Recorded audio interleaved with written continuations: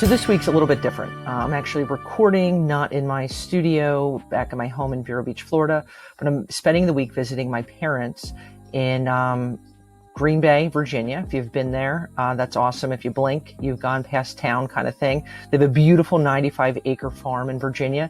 But as I'm taping, if you hear crickets chirping, maybe the fluttering of butterfly wings, or even a cow or a dog, that is not sound effects. That is real life right now, things going on here at the farm. So I hope you'll excuse me for that, but I feel like it makes it even more granola than we already are. So as we hop into today's episode, titling it The Eyes of Isolation. Now, as we are gearing up to fall, right? I'm here in Virginia. One of my favorite things about fall, and I will say that I do miss when I'm living in Florida, is the changing of leaves, the crisp temperatures, being able to wear jeans and a hoodie, drink a hot cup of coffee on the porch and cider donuts, right? I've got that kind of wired in me, South Jersey all the way. So being in Florida, I've definitely missed that, being able to kind of snatch, a little bit of fall for a little bit more than a week. I'm very, very grateful for. But as we're into fall, and with fall coming, we have within a few weeks, I hate to bring this up, but daylight savings time. I'm not sure why that still exists, but it does. But how with so many people are going to be exposed to more darkness than they were, just a few weeks prior, and how it can play a hand in the many of us who are already tired, already overwhelmed, already stretched thin with everything going on in the world right now, and how connecting the aspect of our eyes as human beings and how to use that more of a strength than maybe we have in the past when it comes to the stark reality of the aspect of isolation. That even if we're working, we're doing our thing, we're going grocery shopping, that there's still, I would say for 99.7% of us, feeling that there's some aspect, some facet of isolation that's going on due to COVID. That is not going anywhere anytime soon. So that disconnection has caused a whole lot of challenge for people. And I do want to take some time to look at that today. And as we hop in today's episode, I want to give a little shout out to the Goodness Chick podcast. We're rocking and rolling every week. And if you enjoy listening and you're interested, I'd love you to hop on goodnesschick.com, now taking Venmo and PayPal as donations that keep this going on a weekly basis, talking about mental health, all things life, inspiring and encouraging and uplifting, and hoping to keep it going worldwide, my friends. So if that's something you consider, I'd love it. goodnesschick.com. So talking about the eyes of isolation. First of all, I think that's a pretty good title. Talking about the power of our eyes. I know there are so many people right now that are feeling alone. Still feeling alone since this started back months ago, 6.5, 7 months ago. And it kind of feels like this, for those of you that maybe grew up, in the early 80s, 90s, those kind of cheesy, after school special kind of movies. I feel like this year has been kind of like one of those ongoing sagas. Like it's literally just not going to end. I'm like 2020, for me has not been the worst year of my life by any stretch of the imagination. Has it been one of the most challenging? Yes, it's been challenging in a lot of ways. It's been emotionally wearing and taxing and has worn me down a whole lot. But I personally wouldn't categorize it as the worst. It's been pretty tough without hesitation saying that. But it also feels like with everything going on that if you were to ask, I'd say your average person, nearly like 99.4% of people, like if you were to say, hey, 3 years ago, 2 years ago, how do you see 2020 going? None of the things, pandemic, all this political strife, just so much, I'll say divisiveness and people just feeling disconnected more than they ever have before. People kind of putting a lot of their emotion into social media or kind of getting sucked into things that are going on in a way that's doing more negative than positive. And it's hurting so many people. And so with that, this middle of the week, back to school movie here going on is, we've got 2.8 months left of the year. and I'll get into things connected to that later on in a few other podcasts. But the reality is, how the heck, as we go through these next few months with a lot of things that are unpredictable, a lot of things that we can't say, hey, I know this is what's going to happen. And so for a lot of us, it is anxiety provoking, the unknown, or it's like, seriously, how much longer do I have to go with feeling this lack of normalcy, with feeling this disconnection for people? So I believe with that, in having a game plan where the heck do we go from here? And I know in the back of a lot of people's minds, it's also like feeling weird. Okay, I've been feeling really weird. I've been feeling really overwhelmed. I've been feeling really stressed out and like lonely and isolated in different capacities. But there's so many other people that are also feeling this way too. Why would I say anything? Because we're all feeling like this. Well, so this is where our mindset needs to kind of get flipped a little bit and saying, okay, instead of it seeing like, okay, I don't want to talk about, how I'm really struggling, how I'm really feeling right now, because everybody's feeling this way. And I don't want to draw attention to myself, or I don't want to this, or I don't want to that. And this is where we can kind of like chip away at ourselves, like our actual self-worth, or like what we really need to do to be healthy. But what we really need to do to be healthy is finding ways to kind of express ourselves, vent a little bit. This isn't about a friend, or a family member becoming our therapist. This is about finding healthy ways to really like let some of our steam out. I mean, you have a balloon that you blow up, right? With helium, if you continue to blow that balloon up at some point, that it can't expand anymore and it pops.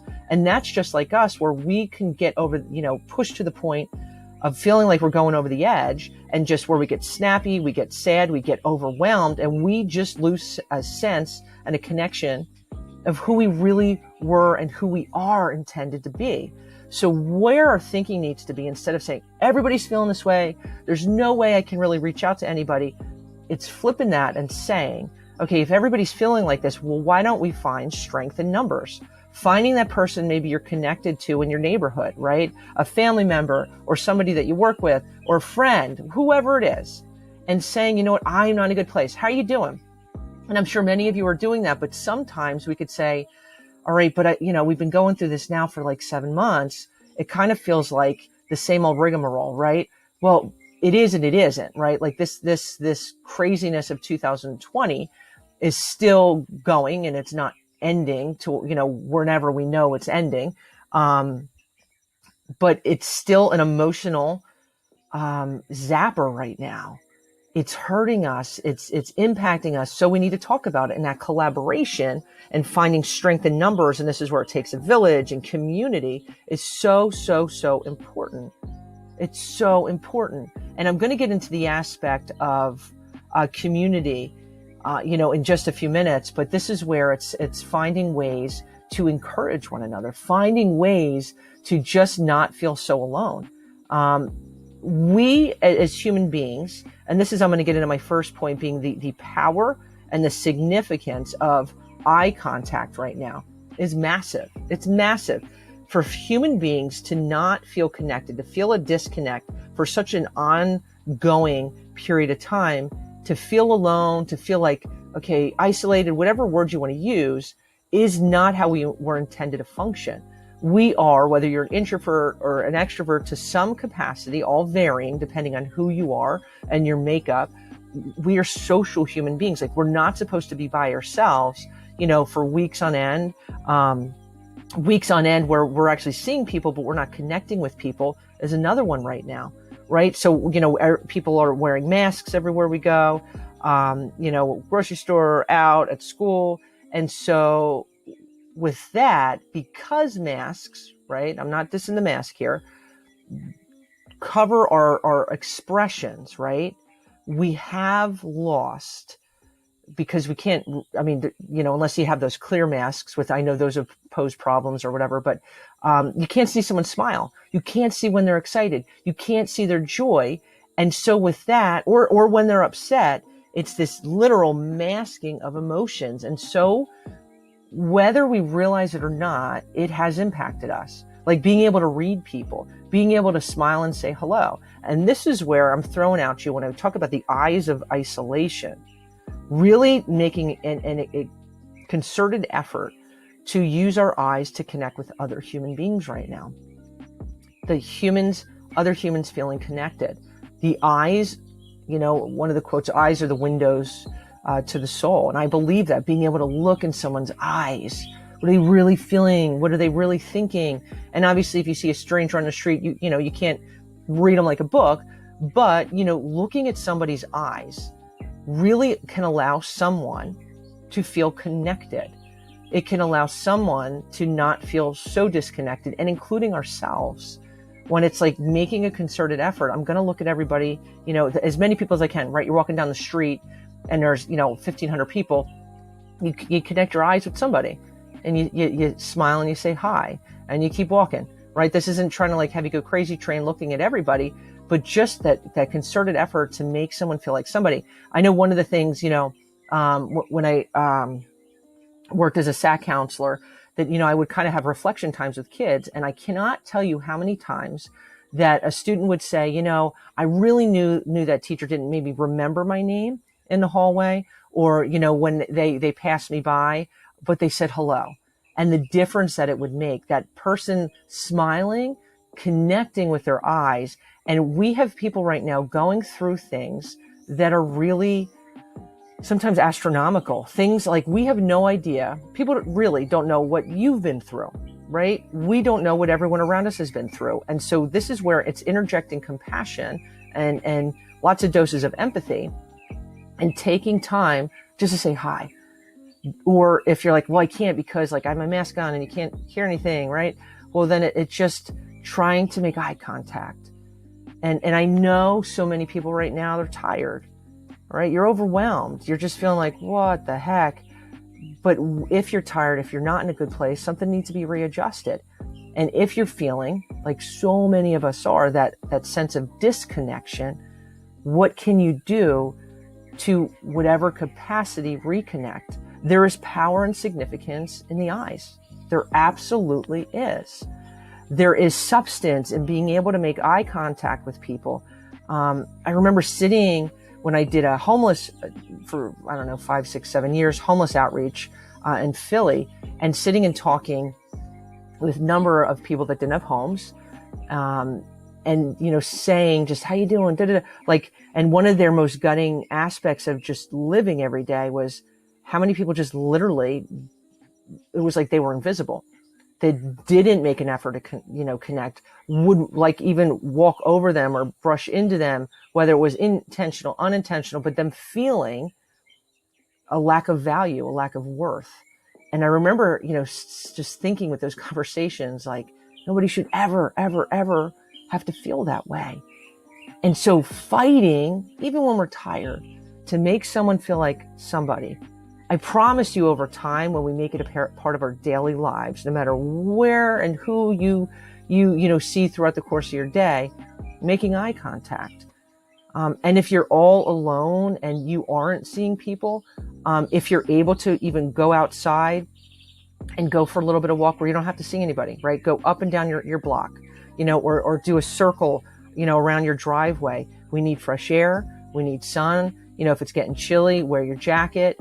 But to be by ourselves all the time, it's not healthy.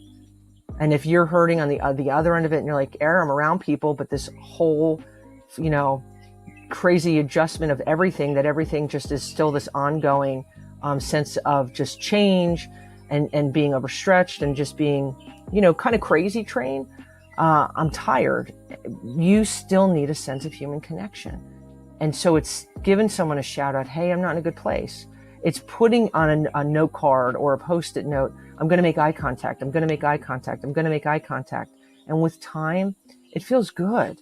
It really feels good. There's little kernels of goodness and little efforts that we can do to allow us to not feel so isolated. The last one I'm going to focus on today is strengthening our sense of community in a time it can feel really sorely fragmented, where it's seeing things through others' eyes, even though we're tired and stressed, doing what we can do. We need a sense of community. We do. And right now, even if you live in a neighborhood, or whether like my parents who live, I always say like in the middle of nowhere, but they have neighbors off at a distance, we all need community no matter what part of the world you live in.